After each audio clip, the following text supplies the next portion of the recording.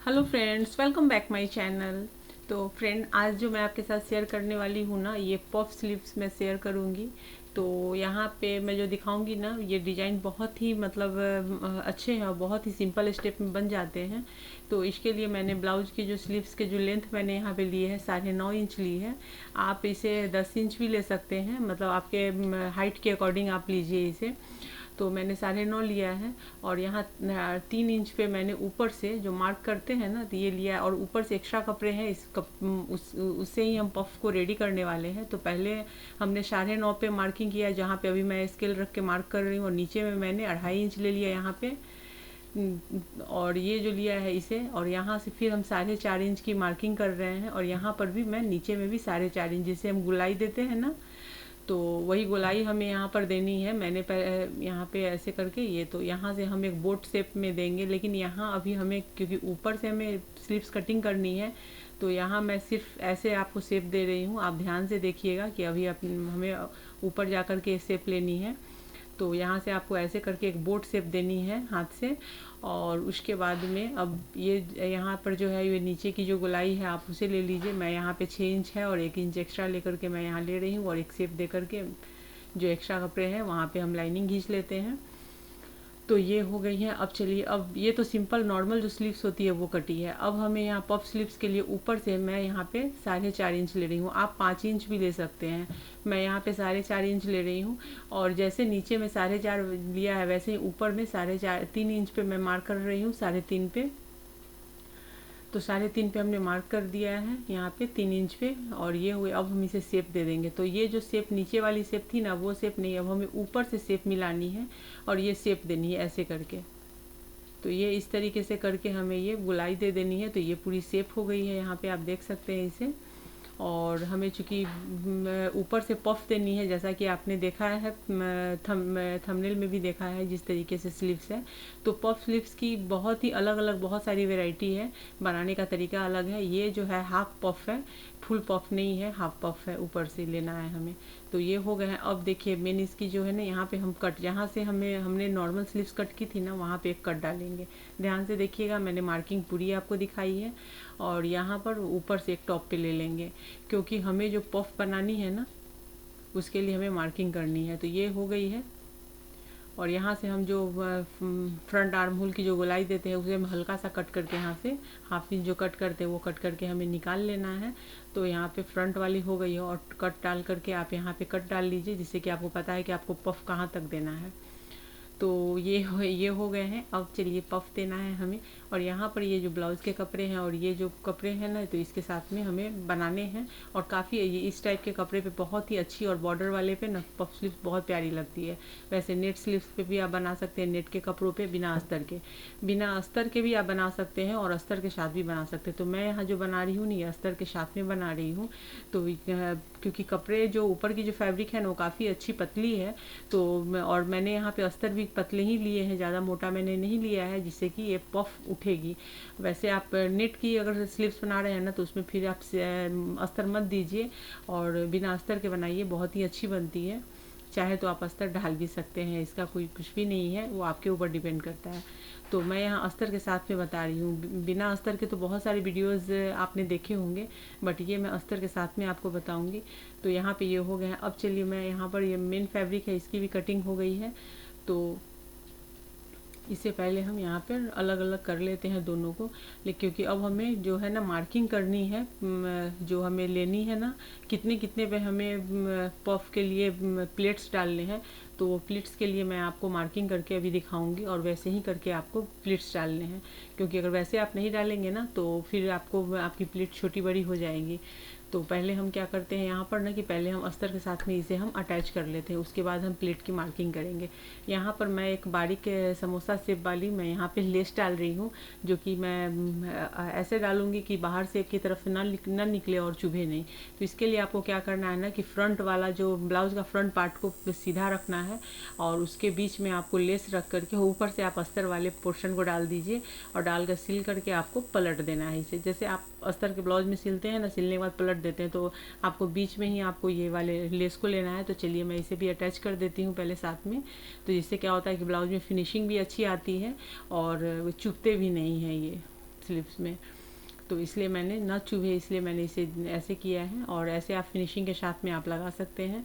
तो यहाँ पर मैंने क्या किया है कि इसे लेस को मैंने अंदर में लगा दिया। आप चाहे तो ऊपर की तरफ से भी कोई अच्छी सी लेस आप चाहें तो ऊपर से भी आप लगा सकते हैं, उसका कुछ नहीं है।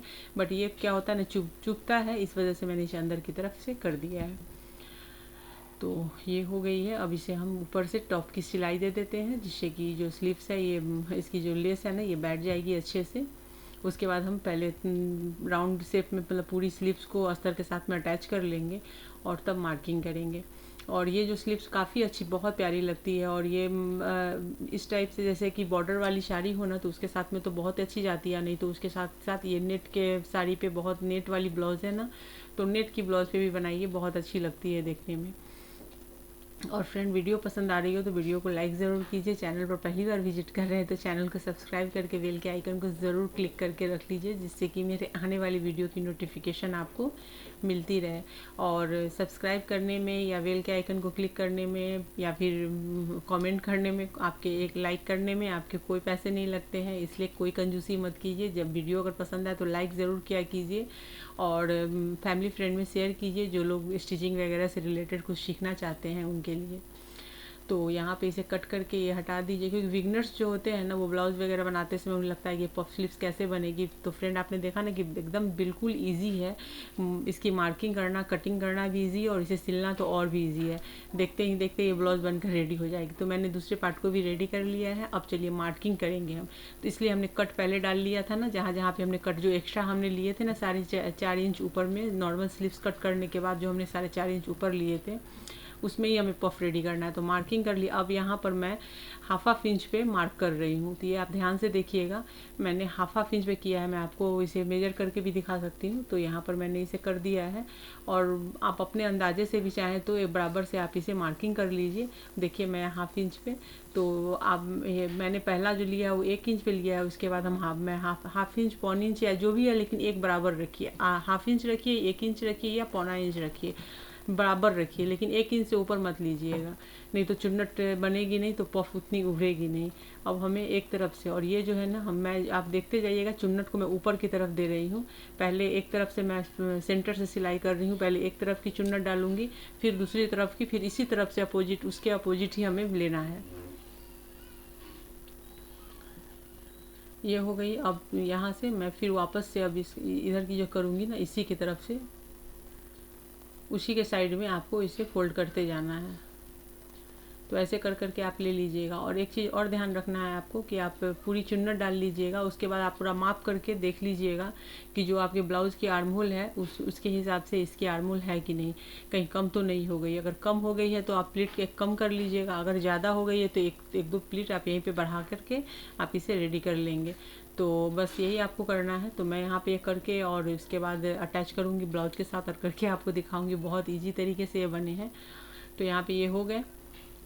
तो मेरे जो है वो बराबर बैठे हैं, लेकिन मैं आपके लिए बता रही हूँ कि अगर आपको आपके इस चुन्नट डालने के बाद अगर ज़्यादा कम हो ना, तो आप अगर ये इसकी आर्म होल ब्लाउज के स्लीव्स की आर्म होल कम हो रही हो तो फिर आप खोल लीजिएगा, ज़्यादा हो रही हो तो एक आध प्लेट्स और डाल लीजिएगा।